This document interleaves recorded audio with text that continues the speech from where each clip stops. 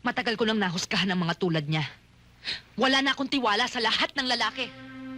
Ako po ay isang impostor. You're the biggest liar I've ever met in my entire life! Pare-pareho nga kayo, mga manloloko!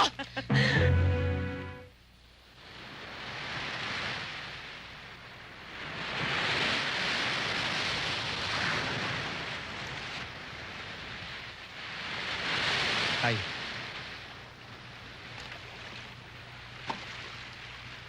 Mahilig ka pala sa ganyan.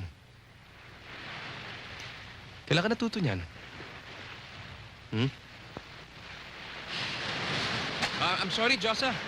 Sige. Paco. Ituloy mo na lang yan. Buisit. Hindi na kita istorbohin. I'm sorry. Sige, I'm sorry. Alis na ako. Ituloy mo na lang yan. Alis na ako.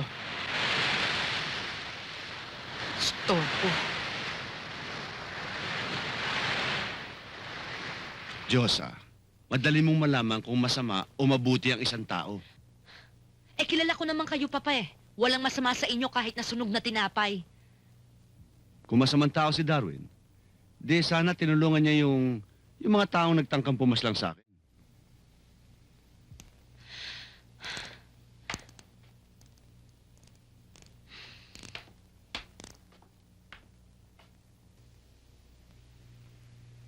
Naniniwala ako sa mga pinagtapat niya sa akin. Nagaling siya sa isang mabuting pamilya. Galit siya sa kanyang ama dahil napakalupit sa kanyang ina. At sa kanyang mga kapatid, lalong-lalo na sa kanya. Kaya siya nagrebelde. Naglaya siya hanggang sa napadpad siya dito sa Palawan. Gusto raw niyang kalimutan ng kanyang pinagmulan. Gusto raw niya mag-umpisa sa buhay na bilang isang bagong nilalang sa mundong ito. Gusto niyang mabuhay sa pagtayo sa sariling paa. Sa pagpapatulo ng sariling pawis. Sinungaling siya, Papa. Anong ebidensya mo? Wala! May nagsasabi lang sa akin. May bumubulong lang sa akin. Dito. Basta, Papa. Pag-aralan mo siyang mabuti bago ka magsalita ng ganyan. Bago ka manghusga ng kapwa. Matagal ko nang nahusgahan ng mga tulad niya.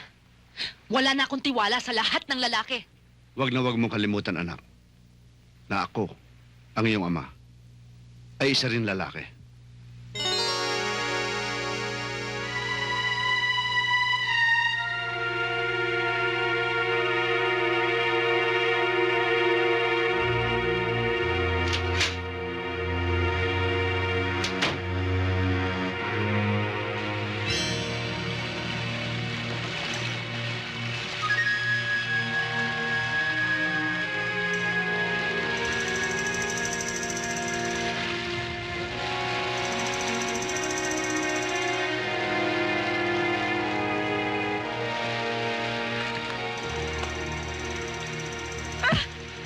Ano ba? Gusto kong magkausap na tayo. Ayoko! Pareho tayong nakatira sa isang bahay. Kung parati tayong ganito ng ganito, hindi tayo magkakaroon ng katahimikan ng loob. At kung ganito tayo ng ganito, makatatagal ka ba? Ako, oo, dahil sa amin ang bahay. Ikaw, nagtataka ako kung bakit nagtsatsaga ka pa doon. Ano ba kasalanan ko sa'yo? Pag-usapan nga natin to, and then... Ayoko sa'yo dahil sinungaling ka! Inimbento mong lahat ang storya mo sa papa ko. Ang buhay mo, ang pagkatao mo. Pati yata ang pangalan mo eh. Kung naging tapat ka lang sana, kung magtatapat ka lang sana ng katotohanan, kung hindi mo sana niloloko ang papa ko, pati na rin ang tita Agnes ko, pati na rin lahat ng mga kasamahan namin sa bahay. At ako, Darwin Salvador, kung ikaw nga si Darwin Salvador, tatanggapin kita. Pero sa mga kilos mo, sa mga pananalita mo, sa mga... You're the biggest liar I've ever met in my entire life! Pare-pareho nga kayo, mga manloloko!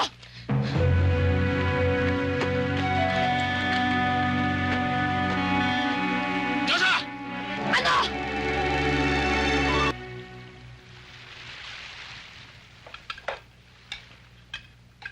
Sige na.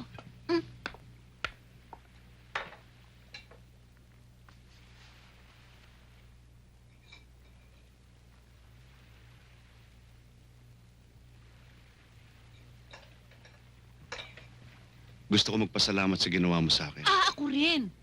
Madalas ko nga pinagsasabihan niya na huwag pupunta sa gubat nang walang bodyguard. At, Agnes, Oh. Ang sarap ng sopas. Hmm? Tikman mo.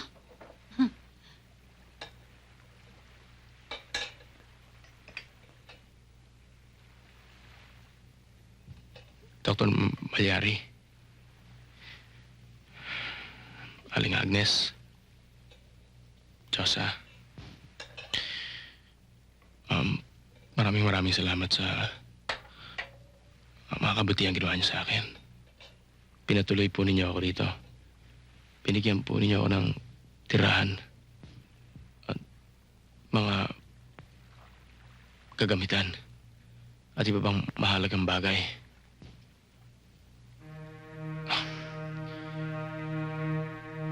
Kasi magpapaalam na po ako.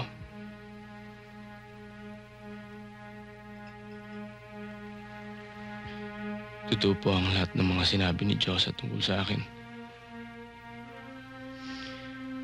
Ako po ay isang impostor. Isang fake.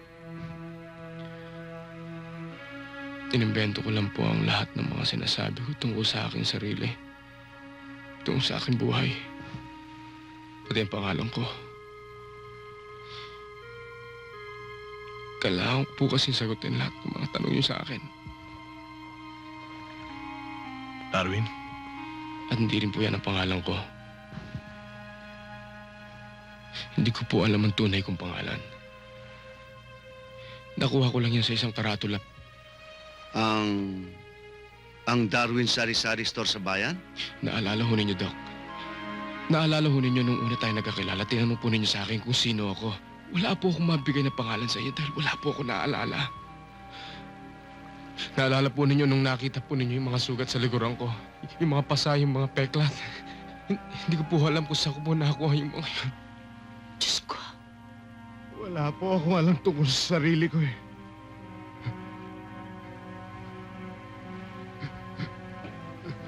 Hindi ko po alam kung ano nangyari sa akin.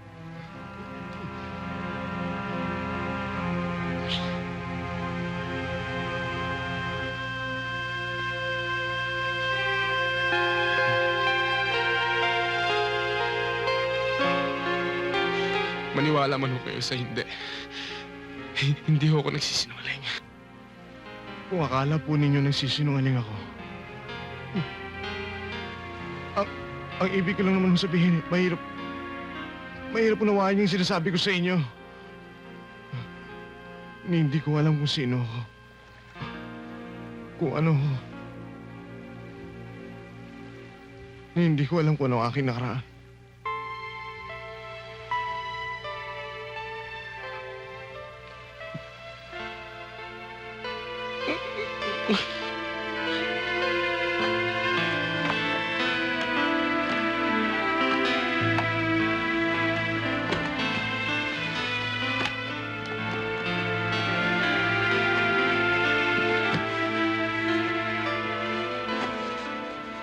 Darwin, I'm very sorry. Pagkaalis mo kagabi, nag-usap pa kami. Paano kung gumaling ng sakit mo at malaman mong tinangka ka palang ipapatay ng mga kaaway mo? Kung manganing buliang yung buhay, Darwin. Posibleng ganun nga ang sitwasyon bago nagkaroon ng diferensyang memorya mo, di ba? Napagkasunduan namin ni Papa na pigilan ka. Hindi ka aalis, Darwin. Papayagan ka lang namin kapag pinagbalikan ka na ng memorya. Ako nga ang nahihiya sa'yo, Darwin. Please.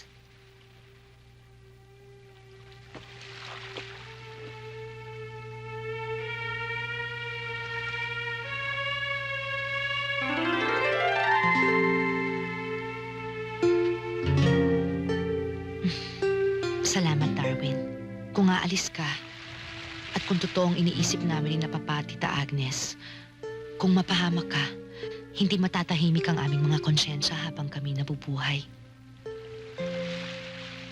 Darwin, tama nga pala si Papa.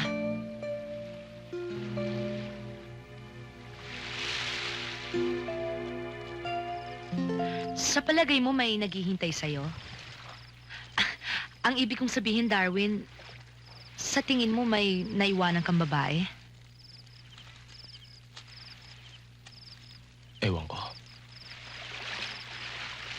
Pero ang alam ko, meron ako nito. Damdamin ng isang pangkaraniwang lalaki.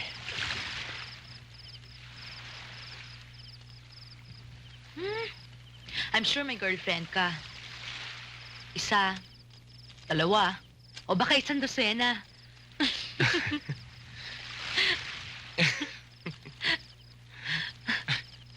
Siguro nga. O baka naman may asawa ka na. At isang dosena pa ang mistresses mo. At marami ka ng panganay. Puro kambal pa.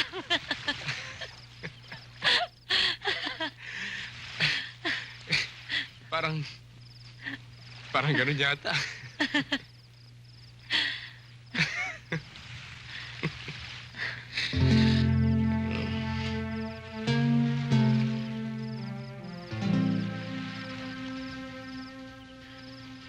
Diyosa, Kayo talagang mga lalaki, oo. Kahit kailan.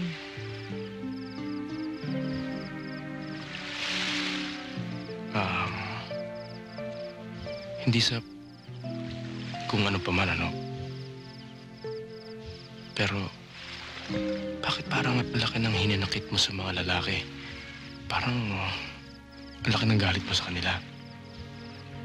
Hindi parang Darwin.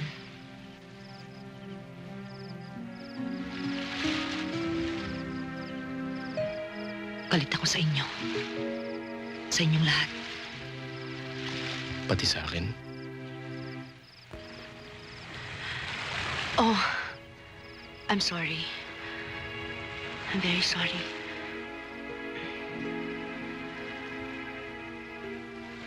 Pwede ko bang malaman ang dahilan?